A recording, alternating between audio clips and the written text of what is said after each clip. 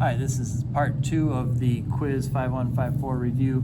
On this one I've got, we're integrating from 1 to e, and I've got this here. Now a u sub is not a bad idea, except it'd be really difficult to understand which one of these should I u sub or whatnot.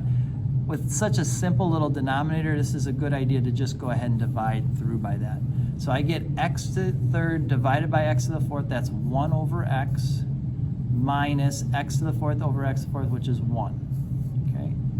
And then I can go ahead and integrate both of those pretty easily. 1 over x integrates into natural log of x minus the integral of 1, which is x. We're going to do that from 1 to e. So if I put that in, it's natural log e minus natural log 1 minus 1. The natural log of e is 1 minus e. Natural log of 1 is 0, so I get minus negative 1, which is plus 1. So we end up with 2 minus e. That's our answer for that one. Could see something like that on a multiple choice, and you'd have a bunch of different options, and this is the one you have to go for. This one here, we've got 3x squared as kind of the exponent. It's a little more complicated than what we'd like, so we're going to do a u sub here. U is equal to 3x squared. Du then is 6x dx, which means dx is equal to du over 6x. Come back over, we're integrating, we've got 2x, e to the u now, times du over 6x. The x's drop, which is what we want. We're going to pull that 2 6 out in just a second, make that a 1/3. But again, these are x limits. We want u limits now that we're going to be in terms of u. So I put 0 in for x, it's still going to be 0. But if I put 3 in for x, I'm going to get 27 now. So that's what we want right there. All right, now we can pull that 1/3 out. We've got 1/3 times the integral from 0 to 27 of e to the u du. If I integrate that, that becomes e to the u. And now if we do top minus bottom, we get e to the 27 minus e to the 0. Again, you got to keep the e to the 0 there. E to the 0 is 1, so we have to make sure that we're okay there. All right, then we ask for the average value of this function between 1 and 6. Our average value says take the integral from start to finish of the function you want the average of, so of this. And then that'll kind of sum up all the values. If you want to make it an average, then you have to go 1 over start and finish, and that will spread it evenly out over that then. So this is going to be 1/5 times, I'll pull that 8 out. So the 8 comes out front. We're going to integrate 1 over x. That integrates into natural log of x, and we'll evaluate that from 1 to 6. So the 8 came out front. So this is going to give us now 8/5 times natural log 6 minus natural log 1. The natural log of 1 is 0, so that goes away. We end up with just 8/5 natural log 6. That's the average value of this function between 1 and 6. 15 here says f and g are inverses, and so right away I'm going to make an f and a g. We've got our point, okay, and we're going to have a slope. If you stay organized, this is the best way to do this kind of problem. Okay, they want to know the derivative of g at -6, so we're going to put -6 in for the x value here. That means it's the y value of the point that it kind of coordinates with over on f. Okay, so the question is, when does f equal -6? Now it's going to be something easy enough for us. So you try some numbers. If you try, say, -1, you get -1 plus 1, or plus -1 plus 4. That's +2. That doesn't work. If we put -2 in, we're going to get -8 minus 2, -10 plus 4. That's -6. So we found our x value, -2. Again, it's going to be something simple. They're not going to make it super complicated. And now we want to find the slope at this point. So to do that, we're going to take the derivative, which is 3x squared plus 1. We're going to put -2 in there. So -2 squared 4. 4 times 3, 12. Plus 1 is 13. And then the slope then of the inverse will just be the reciprocal 1/13. So again, if you keep it organized like that, that's the best thing you can do. Here's f, and then we have the inverse of f. Okay?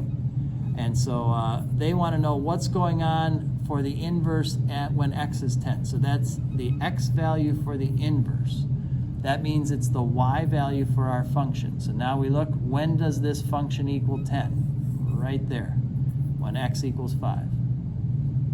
So then what's the slope then there? Well, at 5, the slope was 0.25, or 1/4.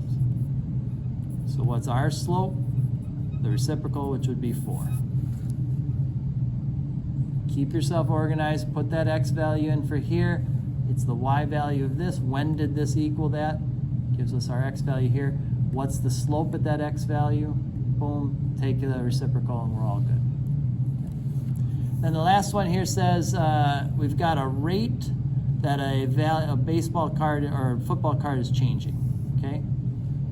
It says Superfan Joe purchased the football for $8,000 6 years ago. What is it worth now? So doesn't really say what t equals 0 is. I would assume that t equals 0 is right now. So this would be $8,000 plus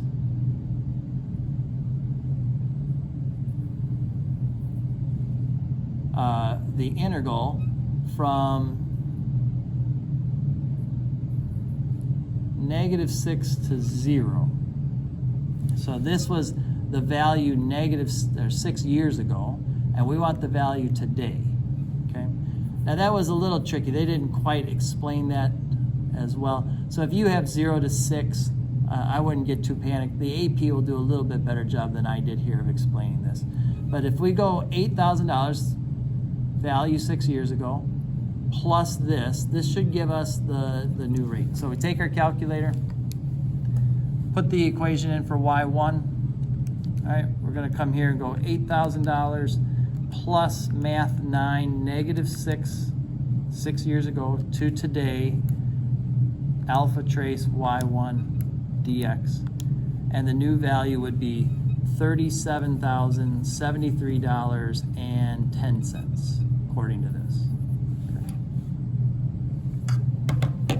Then it says evaluate from 1/10 of this, and what does that represent in terms of this context here? So if we do that on the calculator, that's easy enough. I can go 1/10 math 9 0 to 10 alpha trace r1 or y1 dx, and we get 229.81.00. Okay. Now, what does this mean? R of t is the rate that it's changing in terms of dollars per year.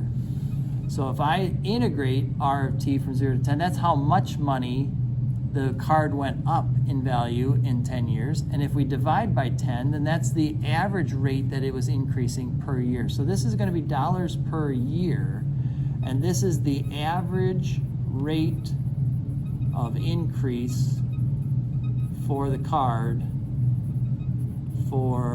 from t equals 0 to t equals 10. Now, if we say t equals 0 is today, then that would be 10 years from now. So this is going to be the average rate that it increases in value in the next 10 years. That's what we would be saying. Seems kind of high for a football card, but who am I to judge? Last one here, C says find R prime 6. What does it mean in the context here? So if I take the calculator, I can go math 8, derivative, alpha trace y1, and we wanted that at 6, so I hit 6. And we get a negative 170.96, okay? Now, R was in terms of dollars per year, so R prime would be dollars per year. If you have dollars per year squared, that's fine. But basically what we're saying is at t equals 6, so in 6 years, the rate that it's increasing will be decreasing at a rate of negative $170.96 per year. So while the value is increasing, how much it increases each year will actually be getting smaller and smaller according to this.